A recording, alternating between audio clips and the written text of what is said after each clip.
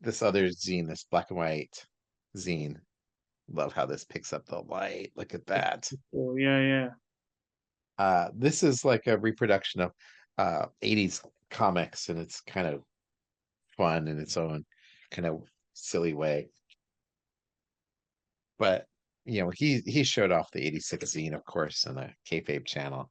But this is like, for me, it's like writing, having written actually the 1986 chapter for our American Comic Book Chronicles book. Like, this is like perfect for me. Just loved it. I mean, just look at that spread alone. That's just so It's pretty awesome. cool.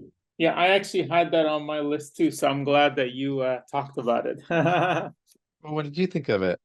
I love it. I mean, I need to look into it a little bit more, but I think it's interesting that you know, it started to get me thinking, which is like a question I wanted to ask you about, like, what do you think are like the most influential years in comic book history, like overall, like alternative to not just mainstream stuff, you know? Yeah, actually, 86 is the most important year. It's actually the year everything changes, Yeah. because you have Crisis on Infinite Earths, and then Dark Knight, and you had Mouse, and you had Watchmen premiering, and then the black and white boom was happening, Turtles boom was happening. Um, the new universe happened, so Jim Shooter was shot down and moved to his whole other projects. Like, there's been no year that's been like this, where like comics became so mainstream. I think 86 is probably the most important year in comics. But what is second and third, you know, in your What opinion? is second and third? So second, I would say, would be 1962, the birth of Marvel, Hmm. when Spider-Man and Iron Man and I believe Avengers all premiered in 62. That was a pretty big bolt of lightning from above, and everything changed at that point.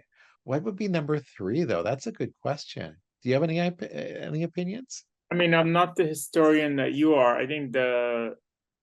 I would think that Action Comics change of like traditional comics to like in a lot of ways you would think that 19 was it 1937 or 38 that it came out, 38, yeah.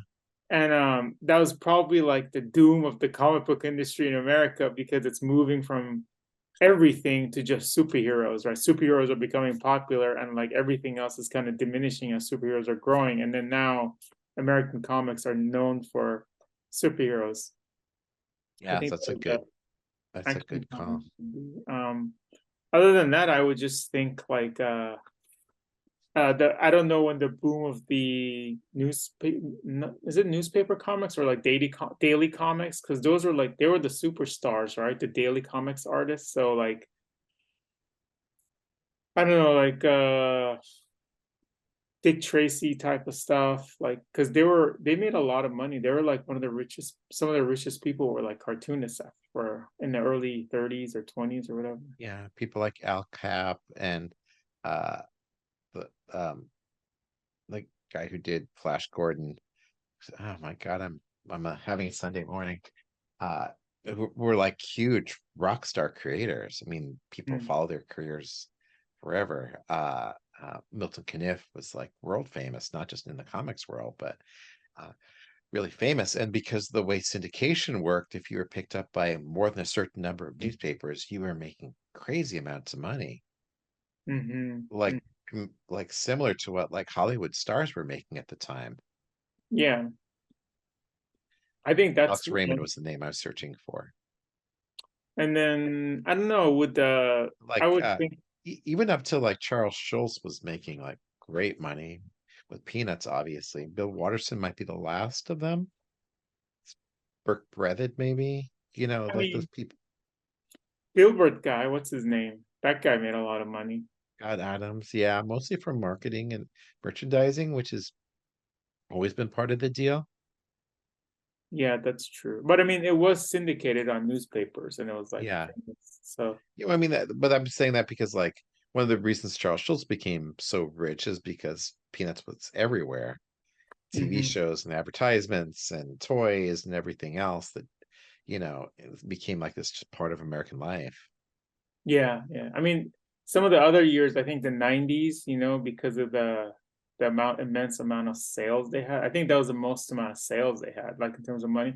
And then I also think like, well, I'm trying to think, were there any independent cartoonists that came about? Like Klaus became famous in the 90s, right? The 90s was a big era for either indie cartoonists or cartoonists who someone like well, Sim was still continuing. Um, um, we still had Strangers in Paradise, and Bone was mostly self-published during that era. But we also had people like Matt Wagner still doing Grendel, and Hellboy was growing. Not really an indie book, but like indie minded. There wasn't close editing on that.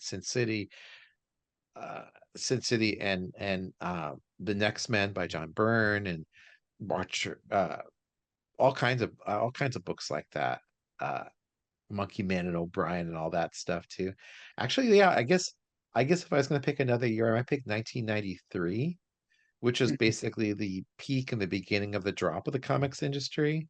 Mhm. So there was still, especially in the early part of the year, there were Image books and Valiant books that were selling over 1 million copies an issue.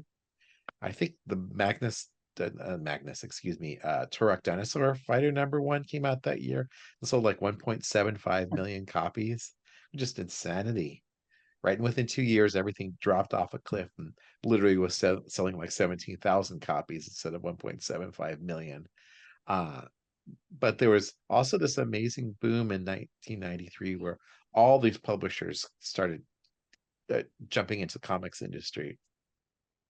There's like Techno Comics, and there was Ultraverse and Comics Greatest World, and Marvel alone had 4 or 5 different lines. So they had the Clive Barker line, they had the Epic Heavy Hitters line, and they had the Marvel UK line. There's like all this stuff that came out during that year. And it was this amazing, like this kind of feeling like a rising tide lifts all boats, because all kinds of great creators were being published during that time. All kinds of crap was being published at the same time too. People were rushing into comics from outside of comics to make money, but also to be creative. And so, like, there were a lot of interesting indie books published at the same time that all these mainstream books were published. That's a time like when Hate was selling, well, Hate was in color during that time. It was selling 25, 30,000 copies an issue, which was huge for something like Hate, Yeah, that's because it crazy. all so tied to the grunge movement. They were selling at record stores and stuff. And so, yeah, I guess 1993 was like the last year of like euphoria. Hmm. Hmm. Yeah, and then 2000's pretty interesting yeah, because it was like after the entire boom busted, like by 99, like comics were selling less than they were selling in 1990. And the industry was like really truly dying. And then suddenly in 2000, the first X-Men movie came out, and the Ultimate Universe premiered, and felt like things were starting to change. yeah. Uh, I wish I could pick something this century. I'm not sure I have a year in mind for this century. Maybe we should, you know what it is in sports like news, they usually do like a top 10 draft years of all time or Oh, top 10. let's do that. Yeah. Maybe we could do like another show, go over each year and like rank them, 10 to 1. Obviously 86 will be one probably, but Look at that. although I would like to maybe do more research on that. I know 86 is relevant to people our age, a little older, a little younger, but um or 93. 1952 is pretty important. Is that EC stuff? Milestone year. Yeah, EC comics were selling like crazy. 1941, 42 is it'd be a big year because comics were so popular in the yeah, at like military bases as well as in the US. Of course, Yeah. you're only if you're only thinking about American comics too. I mean, you think about foreign comics, there's this explosion.